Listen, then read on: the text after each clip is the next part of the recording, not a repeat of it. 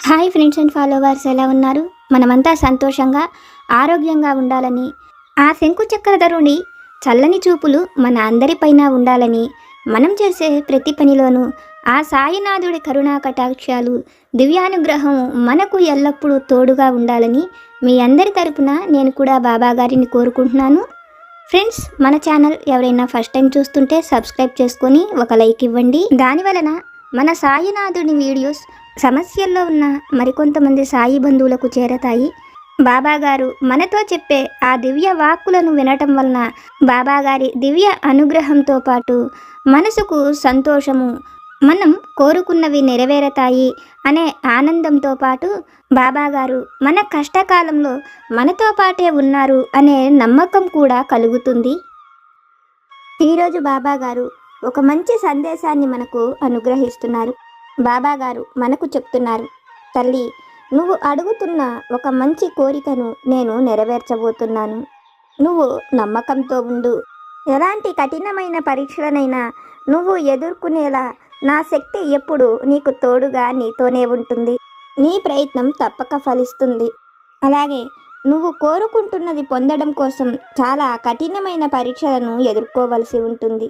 బిడ్డ, నువ్వు చాలా గొప్ప ఫలితం కావాలి అని కోరుకుంటున్నావు. నువ్వు కోరుకుంటున్న ఆ గొప్ప ఫలితం కోసం గొప్ప కష్టాన్ని కూడా నువ్వు ఎదుర్కోవలసి ఉంటుంది. ఎందుకంటే తల్లి, నువ్వు కోరిన ఈ కోరిక నీ జీవితానికి చాలా ముఖ్యమైనదని నాకు తెలుసు. బిడ్డ, నువ్వు కోరినది పొందిన తరువాత నీ జీవితం చాలా ఆనందంగా ఉంటుంది. అలాగే చాలా సంతోషంగా గడవబోతున్నది. ఇప్పటి వరకు నువ్వు పడుతున్న ఈ కష్టాలన్నీ కూడా నీ నుంచి తొలగించబోతున్నాను. బిడ్డ, నువ్వైతే ఒక ముఖ్యమైన విషయాన్ని గుర్తుపెట్టుకో. నీ పట్టుదల నీ ఆయుధం. నీ నమ్మకమే నిన్ను చివరి వరకు కూడా నడిపిస్తుంది, నీకు విజయాన్ని కూడా అనుగ్రహిస్తుంది అన్న విషయాన్ని గుర్తుపెట్టుకో.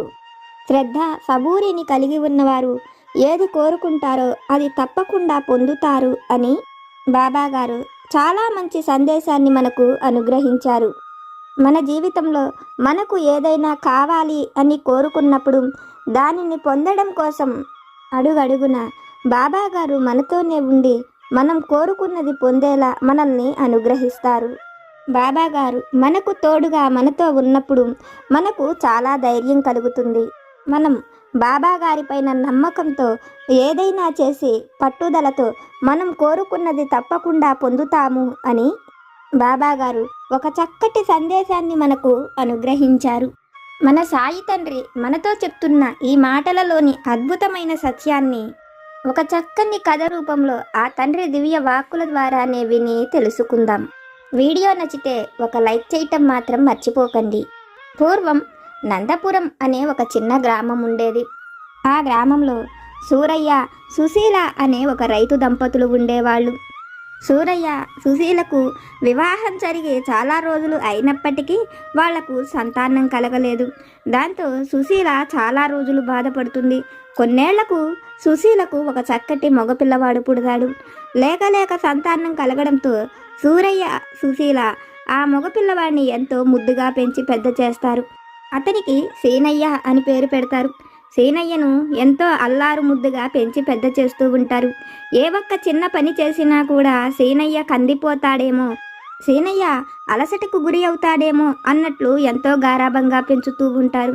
ఆ విధంగా సీనయ్య కూడా సోమరిపోతుతనానికి అలవాటు పడిపోతాడు. అయితే సూరయ్య, సుశీల పెళ్ళైన ఎంతో కాలానికి సీనయ్య పుట్టడంతో సీనయ్యకు ఒక 20 ఏళ్ల వయసు వచ్చేటప్పటికే తల్లిదండ్రులిద్దరూ కూడా చనిపోతారు. అయితే ఆ విషయమై సీనయ్య ఏ రోజు కూడా బాధపడింది లేదు. తల్లిదండ్రులు కొంత ఆస్తిని ఇచ్చారు. ఆ ఆస్తి ఉన్నంత వరకు సీనయ్య కొన్నాళ్ళు వాటిని అమ్ముకుంటూ చక్కగా ప్రశాంతంగా గడుపుతాడు. అలా ఒక 4-5 సంవత్సరాలు గడిచిపోతాయి. అయితే ఊళ్ళో చాలామంది సీనయ్య విషయంలో సీనయ్యను ఎప్పుడూ హెచ్చరిస్తూనే ఉండేవాళ్ళు.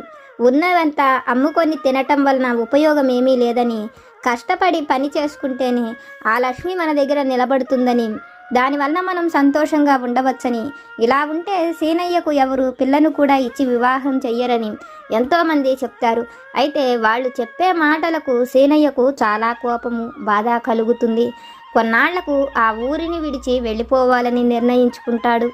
ఎలాగూ తండ్రి తన కోసం అట్టిపెట్టిన ఆస్తులు భూములు అన్నీ అయిపోయినాయి కాబట్టి సీనయ్య ఇంకా ఆ గ్రామం నుంచి బయలుదేరి వేరే గ్రామానికి వెళుతూ ఉంటాడు. ఎవరైనా తనకు కాస్త అన్నం పెట్టి వాళ్ళింట్లోనే ఉంచుకునేలాగా ఇల్లరికపు అల్లుడిని చేసుకుంటే బాగుంటుందని, అలా కలిసొచ్చే కాలం వస్తే అన్నీ వస్తాయని, తన తల్లిదండ్రులు బ్రతికున్నన్నాళ్ళు తను అదృష్టవంతుడు అని గొప్పవాడివని ఎంతగానో చెప్పేవాళ్ళని, కాబట్టి తను కష్టపడవలసిన అవసరం లేదని, ఆ గ్రామంలోనే ఉంటే ఎవరో ఒకరు ఏదో ఒకటి చెప్తూనే ఉంటారని బాగా ఆలోచించిన సీనయ్య ఆ ఊరిని విడిచి బయలుదేరుతాడు. అయితే ఆ ఊరికి 4 ఊళ్ళ అవతల విశాలపురం అనే గ్రామంలో రంగయ్య అనే ఒక కుర్రవాడు ఉంటాడు. అతను ఆ ఇంట ఈ ఇంట కష్టపడి పనిచేస్తూ ఉంటాడు. అయినప్పటికీ అతనికి అంత పెద్ద ప్రతిఫలం ఏమీ వస్తూ ఉండేది కాదు. దానికి తగినట్లు అతను ఉన్న ఆ గ్రామంలో ఎవ్వరూ కూడా పనిచేయడానికి ఇష్టపడేవాళ్ళు కాదు. వాళ్ళంతా కూడా రంగయ్యతో మనం అంత పెద్ద కష్టపడక్కర్లేదని, రోజూ తినేందుకు ఇంత ఆహారం ఉంటే చాలని, దానికోసం ఎంతో కష్టపడవలసిన అవసరం లేదని చెప్తూ ఉంటారు. కానీ రంగయ్య మాత్రం ఆ విధమైన ఆలోచన కలిగినవాడు కాదు. మనిషి జన్మించింది తినటానికే కాదని, మంచి చెడు ఇంకా ఎన్నో విషయాలు ఉన్నాయని, కాబట్టి మనిషికి సంపాదన ఎంతో విలువను గౌరవాన్ని ఇస్తుందని, కష్టపడితేనే సంపాదన ఉంటుందని, సంపాదనతో పాటే విద్య ఆరోగ్యము భార్య కుటుంబము అన్నీ ఉంటాయని ఎన్నో విధాలుగా ఆలోచించేవాడు. రంగయ్య ఆలోచనలకు తగినట్లు తన గ్రామం ఉండేది కాదు. అయితే రంగయ్య తల్లిదండ్రులు కూడా రంగయ్యకు తగినట్లుగానే అతన్ని కష్టపడి పని చేసుకోమనే చెప్తారు.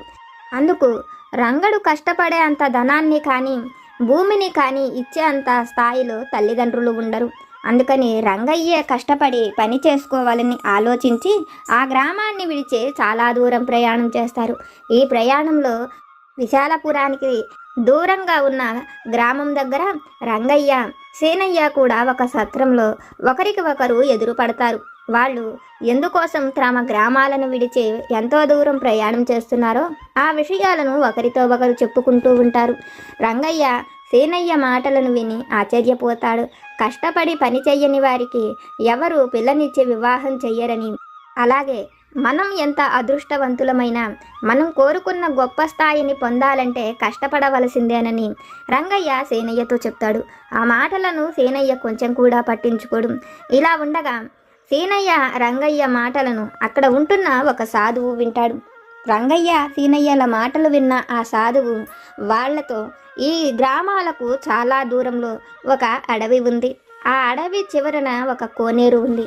ఆ కోనేరు దగ్గర 1000 సంవత్సరాలకు ఒక్కసారి అక్కడకు లక్ష్మీదేవి వస్తుందని, ఆమె సాక్షాత్కారంతోనే వాళ్ళ కోరికలు తీరేలా సంపూర్ణ కటాక్షాన్ని కలిగిస్తుందని, అమ్మవారి అనుగ్రహాన్ని పొందగలుగుతారని, అది కూడా రేపు మాత్రమేనని వెళ్ళి రమ్మనమని చెప్తాడు. సాధువు మాటలు వింటున్న రంగయ్య సీనయ్యలు ఎంతో సంతోషిస్తారు. ఆ రోజు అక్కడి నుంచి బయలుదేరి ఆ రాత్రంతా కూడా ప్రయాణం చేసి తెల్లవారుజాముకి ఇద్దరూ కూడా ఆ కోనేరు దగ్గరకు చేరుకుంటారు. రాత్రంతా కూడా ప్రయాణం చేయడంతో అక్కడ ఉన్న ఒక గట్టుపైన కూర్చున్న రంగయ్య అమ్మవారి అనుగ్రహం కోసం ఎదురు చూస్తూ అమ్మవారిని ఎన్నో రకాలుగా తన మనసులో స్తుతించుకుంటూ పాటల రూపంలో ధ్యానించుకుంటూ కూర్చుంటాడు. అయితే తనతో పాటు వచ్చిన సీనయ్య మాత్రం చాలా దూరం ప్రయాణం చేశానని, తను లక్ష్మీదేవి వచ్చినప్పుడు తనను లేపమని, ఇప్పుడైతే తను కాసేపు విశ్రాంతి తీసుకోవాలనుకుంటున్నానని అక్కడే నిద్రపోతాడు. అయితే తెల్లవారుతూ బాలసూర్యుడి కిరణాలు ఆ సరస్సుపై పడుతూ సరస్సులోని తామర పువ్వులు ఒక్కొక్కటి విచ్చుకుంటూ ఉంటాయి.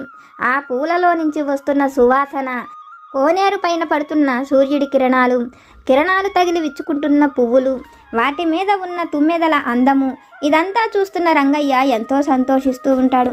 అయితే ఆ కోనేరు మధ్యలో ఒక బంగారు సువర్ణ కమలం కనిపిస్తూ ఉంటుంది.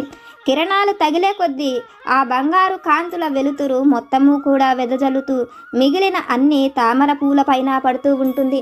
అది చూస్తున్న రంగయ్యకు ఏదో విచిత్రంగా అనిపిస్తుంది. ఇన్ని పూల మధ్యలో ఒక బంగారు పుష్పమేమిటా అని ఆలోచిస్తూ తన పక్కన పడుకొని ఉన్న సీనయ్యను నిద్రలేపి ఆ బంగారు కమలాన్ని చూపిస్తాడు. సీనయ్యకు కూడా ఆ పువ్వును చూసేటప్పటికి ఆశ్చర్యం కలుగుతుంది. అదేమిటో దగ్గరకు వెళ్ళి చూద్దామని ఇద్దరు కూడా ఆ సరస్సులోకి దిగుదామని అనుకుంటూ ఉంటారు. అయితే ఆ సమయంలో ఆ పువ్వులో నుంచి లక్ష్మీదేవి కనిపిస్తూ ఉంటుంది. దూరం నుంచి అది చూసిన రంగయ్య ఆ పువ్వులో అమ్మవారు కనిపిస్తున్నదని సీనయ్యకు చూపిస్తాడు. అది చూసిన సీనయ్య కూడా ఆశ్చర్యపోతాడు. ఆ సాధువు చెప్పినట్లుగానే లక్ష్మీ అనుగ్రహం వాళ్లకు కలిగిందని ఇద్దరూ సంతోషిస్తూ ఉంటారు. అయితే వాళ్ళిద్దరినీ దూరం నుంచి చూసిన అమ్మవారు ఆ కోనేటిలోకి వారిద్దరిని దిగవద్దని ఆగమని చెప్తుంది. కోనేరులోకి దిగాలనుకున్న వాళ్ళిద్దరూ కూడా అక్కడే ఆగిపోతారు. అమ్మవారు దూరం నుంచి ఒక పచ్చటి పెద్ద అందమైన కోట చూపిస్తుంది. ఆ కోట గేటులే ఒక పెద్ద బంగారు తలుపులు, వాటి నిండా కూడా రత్నమాణిక్యాలతో పొదగబడి ఉంటాయి. ఆ కోటను చూపిస్తూ సీనయ్య రంగయ్యలతో, మీరిద్దరూ ఆ కోట దగ్గరకు రండి, అక్కడకు వచ్చినప్పుడు మీ కోరిక ఏమిటో అది తప్పక నెరవేరుతుందని చెప్తుంది. అయితే ఆ కోట సాయంత్రం సూర్యాస్తమయం అయిపోయేలోపు మళ్ళీ కోట ద్వారాలు మూసుకుపోతాయని, ఇప్పుడు సూర్యోదయానికి తెరవబడిన ఆ కోట ద్వారాలు తిరిగి సూర్యాస్తమయం కల్లా మూసుకుపోతాయి. అవి అలా 1000 సంవత్సరాలకు ఒక్కసారి మాత్రమే తెరవబడుతుంది. ఈ విషయాన్ని గుర్తు పెట్టుకోమని సాయంత్రం సూర్యాస్తమయం కల్లా వచ్చేయాలని వాళ్ళిద్దరికీ చెప్తూ అమ్మవారు ఆ కమలంతో సహా మళ్ళీ సరస్సులోకి వెళ్ళిపోతుంది. అది విన్న రంగయ్య సీనయ్యలలో రంగయ్య ఎంతో సంతోషిస్తూ ఉంటాడు. అయితే సీనయ్య మాత్రం కొంచెం నిరాశ చెందిన రంగయ్య మనం అక్కడకు చేరుకుంటే అమ్మవారి అనుగ్రహాన్ని తప్పక పొందగలమని చెప్తాడు. ఆ మాటలు వింటున్న సీనయ్య కూడా ఆ కోట ద్వారం చూసేందుకు దగ్గరగానే అనిపిస్తున్నది, మనం సాయంత్రానికి కదా చిన్నగా చేరుకోవచ్చు, ఇప్పుడు ఇక్కడ ఉండి ఏదైనా తిని బయలుదేరదామని చెప్తాడు. ఆ మాటలు విన్న రంగయ్య అంత సమయం లేదని, చూసేందుకే మనకు అలా అనిపిస్తున్నది, కానీ మనం అక్కడికి చేరుకునేందుకు కొంత సమయం పడుతుందని, అందువలనే అమ్మవారు సూర్యాస్తమయం అని చెప్పినదని, కనుక అమ్మ చెప్పిన మాటలను జాగ్రత్తగా గుర్తు ఉంచుకొని మనం ఇప్పుడు బయలుదేరదామని చెప్తాడు. ఆ మాటలు వింటున్న సీనయ్య కొంచెం ఆలోచించి, నువ్వు అన్నది నిజమే అయితే అవి మనకు అందనంత దూరంలో ఉంటే మనం ప్రయాణం చేసి కూడా వ్యర్థమే కదా, అయినా అంత దూరం మనం నడవగలమా?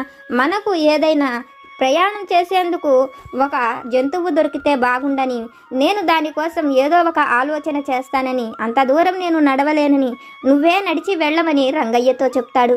అందుకు రంగయ్య సీనయ్యను అక్కడ విడిచి తాను మాత్రం పరిగెత్తుకుంటూ వెళుతూ ఉంటాడు. అది చూసిన సీనయ్య నవ్వుతాడు. ఇంత పరుగున వెళ్ళి మాత్రం రంగయ్య ఆ ద్వారాన్ని చేరుకోగలడా? అమ్మ అనుగ్రహం ఉంటే మనం ఏదైనా పొందగలం. అదృష్టం అనేది ఎప్పుడూ మనతోనే ఉండాలి, అది ఉంటే మనం కూర్చున్న దగ్గరే దేన్నైనా పొందగలం అని ఆలోచిస్తూ ఉంటాడు. అలా ఆలోచిస్తున్న సమయంలో ఆ సరస్సు దగ్గర నీరు తాగేందుకు 10 సమయంలో ఒక ముసలి గాడిద వచ్చి ఉంటుంది. అది చూసిన సీనయ్యకు ఒక ఆలోచన కలుగుతుంది. తనకు పరిగెత్తే పని లేకుండా, నడిచెళ్లే పని కూడా లేకుండా ఒక గొప్ప అవకాశం కలిగిందని, అందుకనే తన ఎదురుగా ఈ గాడిద వచ్చిందని ఆలోచించి సీనయ్య ఆ గాడిద మీద ఎక్కి కూర్చొని రంగయ్య వెళ్ళిన వైపుగా బయలుదేరుతాడు. దాన్ని చాలా వేగంగా పరిగెత్తిస్తాడు. గాడిద కూడా చాలా దూరం పరిగెడుతుంది. గాడిద మీద ప్రయాణం చేసుకుంటూ వస్తున్న సీనయ్య రంగయ్యను కూడా దాటి ముందుకు వెళుతూ ఉంటాడు. రంగయ్యను చూసి రంగయ్యతో, నువ్వు ఎంతసేపు ప్రయాణం చేస్తే ఇంకా అక్కడికి చేరుకుంటావు? ఇప్పుడు మధ్యాహ్న సమయం అయిపోయింది, నేను ఇప్పటికే చాలా దూరం ప్రయాణం చేశాను, నిన్ను కూడా దాటి వెళ్ళగలుగుతున్నాను, నువ్వు ఎప్పటికి వస్తావో ఎలా వస్తావో కనీసం ఆలోచన కూడా లేదు, నా ఆలోచనతో చూడు నేను ఎంత ముందుకు వెళ్ళిపోతున్నానో అనుకుంటూ ఆ గాడిద మీద వెళ్ళిపోతాడు. అలా చాలా దూరం వెళ్ళిన తరువాత గాడిద కొంతసేపటికి నురుగు కక్కుకుని ముందుకు పడి చనిపోతుంది. అయితే అది చూసిన సీనయ్య గాడిదను తిట్టుకుంటాడు.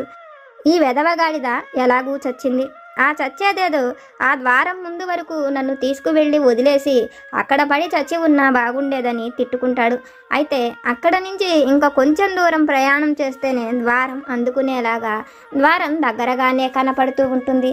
అది చూసిన సీనయ్య, ద్వారానికి ఎంతో ఎక్కువ దూరంలో లేము, దగ్గరలోకే వచ్చి ఉన్నాము, కాబట్టి ఇక్కడ కూర్చొని ఏదన్నా ఆలోచించి ఆ ద్వారాన్ని చేరుకునే ఆలోచన చెయ్యాలని అక్కడ చాలా దూరం ప్రయాణం చేసి అలసటగా ఉన్నదని కొంతసేపు అక్కడే పడుకొని లేచి వెళ్దామని ఆలోచించి అక్కడ ఉన్న ఒక చెట్టు కింద పడుకొని నిద్రపోతూ ఉంటాడు.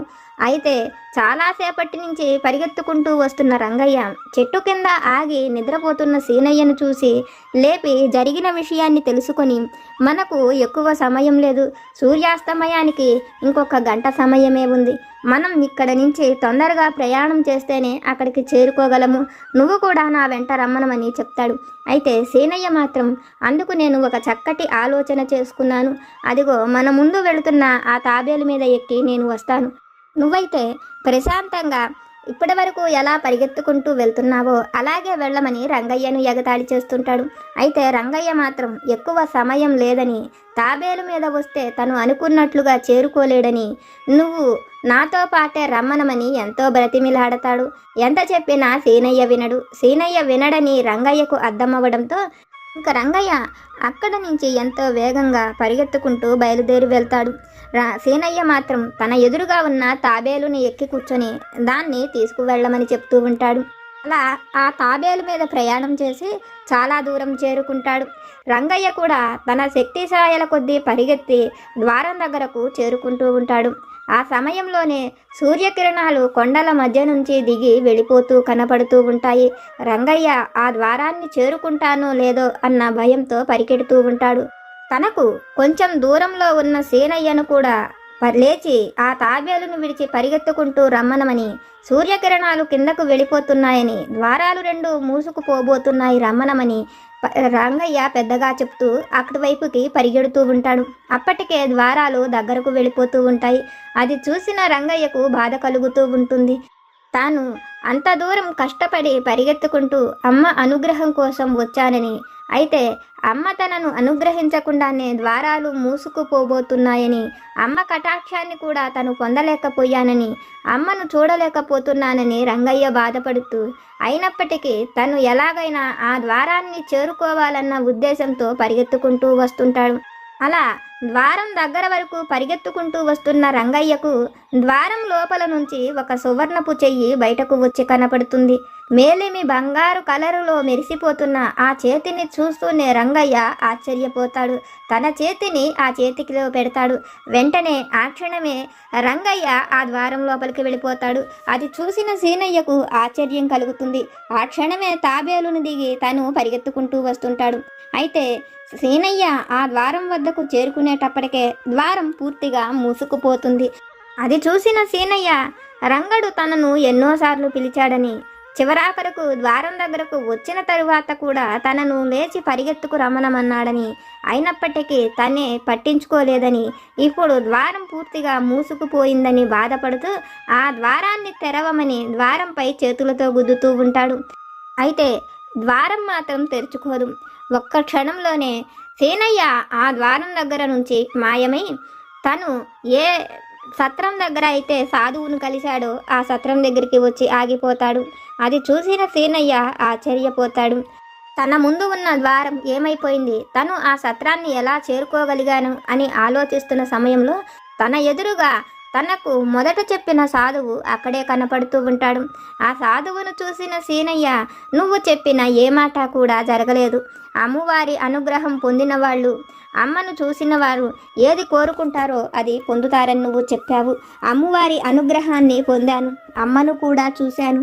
అయినప్పటికీ నువ్వు చెప్పినట్లుగా నేను ఏది కూడా పొందలేకపోయానని, తను ఎన్నో ఆశలతో అక్కడ వరకు వెళ్ళానని, అమ్మ తనను కరుణించి తను కోరుకున్న వాటన్నిటిని అనుగ్రహిస్తుందని అనుకున్నానని, కానీ అలా ఏమీ జరగలేదని ఆ విషయాన్ని సాధువుతో చెప్తాడు. అయితే సీనయ్య మాటలు విన్న సాధువు దివ్య దృష్టి ద్వారా అక్కడ జరిగిన విషయాన్ని తెలుసుకొని సీనయ్యతో, సీనయ్య, అమ్మ నీకు ఏమి చెప్పింది? నువ్వు మొదట కోనేరు దగ్గర నుంచి బయలుదేరి తను ఉండే ప్రదేశానికి సూర్యాస్తమయం కల్లా చేరుకోవాలని చెప్పింది. కానీ నువ్వు దానికోసం కొంచెం కూడా ప్రయత్నించలేదు. రంగయ్య ఎంతో కష్టపడి అమ్మ మాట పైన నమ్మకంతో వెళ్ళాడు. కష్టపడినందుకే తను కోరుకున్న ఆ ఫలితాన్ని పొందగలిగాడు. నువ్వు ఆ విధంగా చెయ్యలేదని గాడిద మీద ఎక్కి చాలా దూరం ప్రయాణం చేశావు. అది చనిపోయిన తరువాతైనా నీ వంతు నువ్వు కష్టపడటం లేకుండా తాబేలు మీద వెళ్ళావు. అప్పటికైనా రంగయ్య నిన్ను పిలుస్తూనే ఉన్నాడు. నువ్వు అప్పుడు కూడా కష్టపడకుండా చివరి సమయంలో అమ్మ రంగయ్యను లోపలకు తీసుకువెళుతుండ చూసి నువ్వు కూడా ఆ లోపలకు చేరుకుంటే అమ్మ అనుగ్రహాన్ని పొందగలనని, అప్పటికే ద్వారాలు పూర్తిగా మూసుకుపోతున్నాయి అని నీకు అర్థం అవ్వడంతో ఆ క్షణమే నువ్వు లేచి బయలుదేరి పరిగెత్తుకుంటూ వెళ్ళావు. అప్పటి వరకు కూడా నువ్వు కొంచెం కూడా ప్రయత్నం చేయలేదు. సీనయ్య, మనిషి ఎప్పుడైనా తను అనుకున్నది సాధించాలి అంటే మొదట నుంచి కూడా ఎంతో కష్టపడాలి. చిన్నతనం నుంచి కష్టపడితేనే అది పెద్దయిన తరువాత కూడా సంతోషాన్ని కలిగిస్తుంది. చివరకు కష్టపడాలని ప్రయత్నిస్తే ఏమీ కూడా ప్రయోజనం ఉండదు. రంగడు మొదటి నుంచి కూడా ఎంతో కష్టపడ్డాడు. అతను అమ్మ చెప్పిన ఆ క్షణం నుంచి తను అమ్మను చేరుకునే చివరి వరకు కూడా ఎక్కడా తన ప్రయాణాన్ని ఆపలేదు. తను అందువలనే అమ్మను చేరుకోగలిగాడని సీనయ్యతో చెప్తూ, మనిషి ఎప్పుడూ కూడా యవ్వనంలో ఉన్నప్పుడు తనకు ఏం కావాలో అవన్నీ తనకు తెలుసని, తనకు ఎవ్వరూ ఏమీ చెప్పనవసరం లేదని ప్రతి మనిషి కూడా అనుకుంటాడు. కానీ నిజానికి యవ్వనంలో ఉన్నప్పుడు కష్టపడి తను సంపాదించి దాచినదే తనకు తన కుటుంబానికి ఎప్పుడూ శ్రీరామరక్షగా ఉంటుందని, అంతేకాని యవ్వనంలో కష్టపడి సంపాదించవలసిన వయసులో ఎవరి మాట వినకుండా వృద్ధాప్యంలోకి వచ్చి అంతా చేజార్చుకున్నాక అప్పుడు మనం బాధపడినా పశ్చాత్తాపపడినా మన ఎదుట ఉన్న వారిని మనం నిందించిన ఉపయోగం ఏమీ ఉండదని, మనం ఏ సమయంలో ఏ పని చెయ్యాలో ఎలా బ్రతకాలో అది తనకు అర్థమవ్వడం కోసమే సీనయ్యను రంగయ్యను కూడా అక్కడకు పంపించానని చెప్తాడు. కొంత సమయానికి రంగయ్య కూడా ఆ సాధువు దగ్గరకు వస్తాడు. అమ్మవారు అనుగ్రహించే తనకు ఇచ్చిన బంగారు నాణ్యాలను ఆ సాధువుకు చూపిస్తాడు. వాటిల్లో నుంచి కొన్ని బంగారు నాణ్యాలను సీనయ్యకు ఇవ్వబోతాడు. కానీ సీనయ్య మాత్రం తనకు అవి ఏవీ అవసరం లేదని, తను తన గ్రామానికి వెళ్ళి కష్టపడి పని చేసుకొని బ్రతుకుతానని చెప్తాడు. అందుకు సాధువు రంగయ్య ఇద్దరూ కూడా ఆ సీనయ్యతో కొన్ని బంగారు నాణ్యాలను తీసుకోమని, ఆ నాణ్యాలతో తను పోగొట్టుకున్న వాటిని మళ్ళీ తిరిగి సొంతం చేసుకొని వాటిని నిలబెట్టుకోమని, ఇప్పుడు నుంచైనా కష్టపడి జీవించమని, కష్టపడటంలో ఉండే సంతోషం ఇంకా ఎందులోనూ ఉండదని, కష్టపడటం వల్లనే మనం కోరుకున్నది పొందగలమని సీనయ్యకు చెప్తారు. రంగయ్య మాటలు, సాధువు మాటలు విన్న సీనయ్య వాళ్ళు చెప్పినట్లుగానే వాళ్ళు ఇచ్చే ఆ ధనాన్ని తీసుకునేందుకు ఒప్పుకుంటాడు.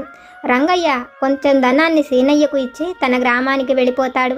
సీనయ్య కూడా రంగయ్య ఇచ్చిన ధనంతో తన గ్రామాన్ని చేరుకొని ఆ ధనంతో తను పోగొట్టుకున్న ఇంటిని, భూమిని తిరిగి పొందగలుగుతాడు.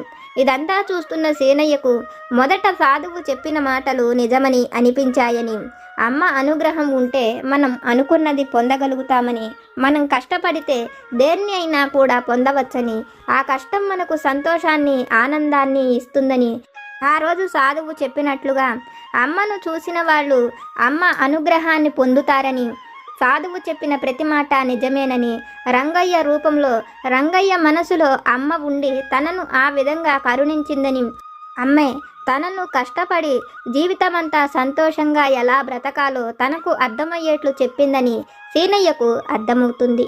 తల్లి, ఇది విన్న నీకు నేనేమి చెప్పాలనుకుంటున్నానో అర్థమైంది కదా. నీ కష్టం నీ నుంచి దూరమవుతుంది.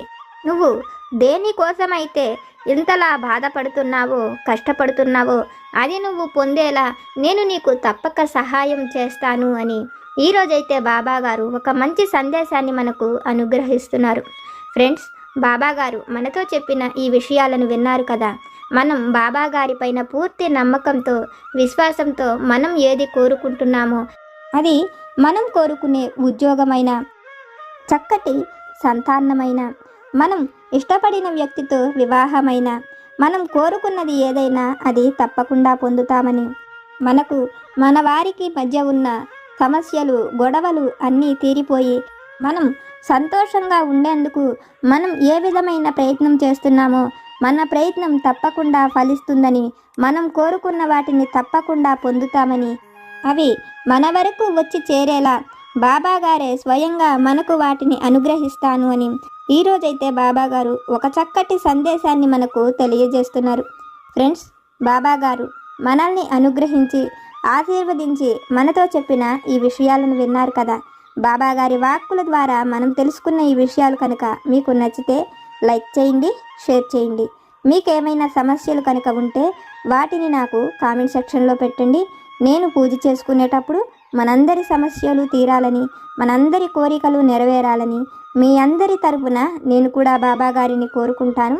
నాకు తెలిసిన పరిష్కారాలను కూడా చెప్తాను.